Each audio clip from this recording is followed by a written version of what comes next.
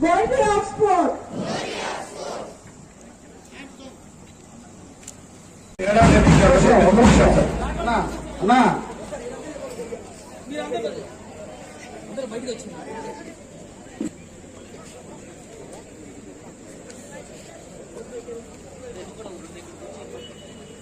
Sorry, clear. Forward, march. Flag bearers. Flag bearers. Only flag bearers.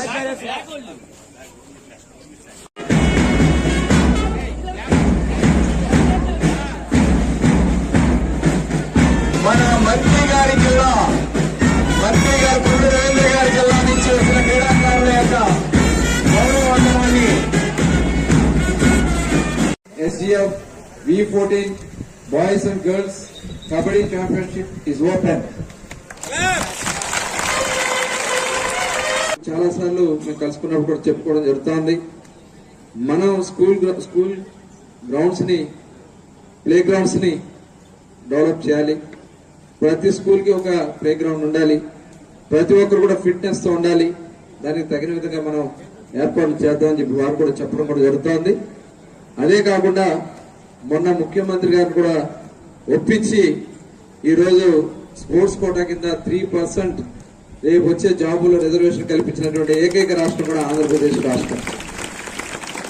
మొన్న డిఎస్సిలో దాదాపు 450 మంది స్పోర్ట్స్ కోటాలో మరి టీచర్స్ గా పీడీలుగా వచ్చారంటే అది గౌరవ ముఖ్యమంత్రి చంద్రబాబు నాయుడు గారు స్పోర్ట్స్ పట్ల ఉన్నటువంటి ఆయన యొక్క దక్షతని కూడా ఈ సందర్భంగా మీకు తెలియజేస్తా ఉన్నా. స్పోర్ట్స్ ని ఎంకరేజ్ చేయాలి.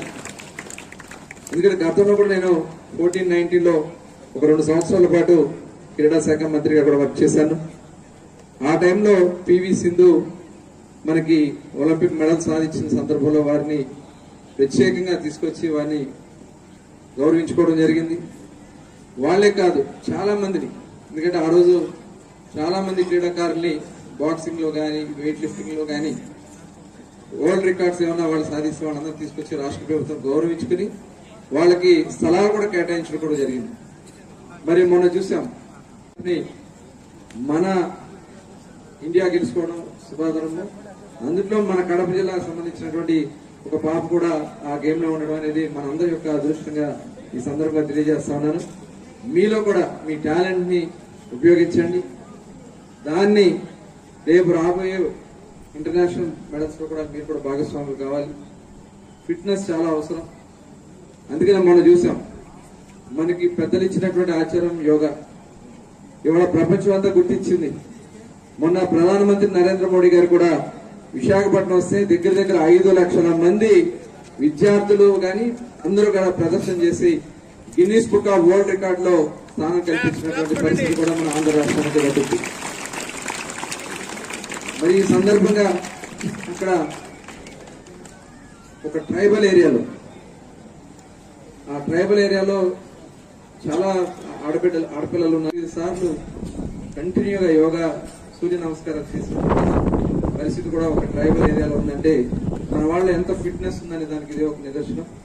మీరందరూ కూడా రాబోయే కాలంలో చాలా నేషనల్ ఈవెంట్స్ కి వెళ్ళాం కానీ మచిలీపట్నంలో జరిగినటువంటి ఈవెంట్ చాలా అద్భుతంగా ఉందని చెప్పి వారందరూ కూడా చెప్పడం జరిగింది. దానికి పెద్ద ఎత్తున ఆ రోజు వాళ్ళు ఒకటి చెప్పడం కూడా జరిగింది. భవిష్యత్తులో మీరు అవకాశం కల్పిస్తే ఏషియా కప్ కానీ వరల్డ్ కప్ కానీ మచిలీపట్నంలో చేసుకుంటామని చెప్పి వాళ్ళు మమ్మల్ని అడగడం కూడా జరిగింది. ఎందుకంటే దాదాపు ఇంటర్నేషనల్ ప్లేయర్స్ వస్తారు కాబట్టి వాళ్ళకి అకామిడేషన్ కూడా ఇక్కడ ఏర్పాటు చేయడానికి ఇప్పటి నుంచే ప్రయత్నాలు చేస్తున్నాం.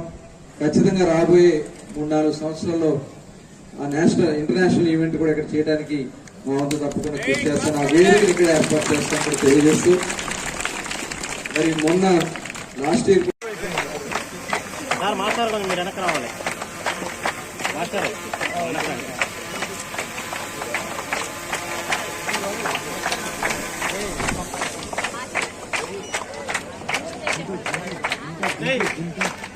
రెండు చేతులతో నమస్కారం మేడం.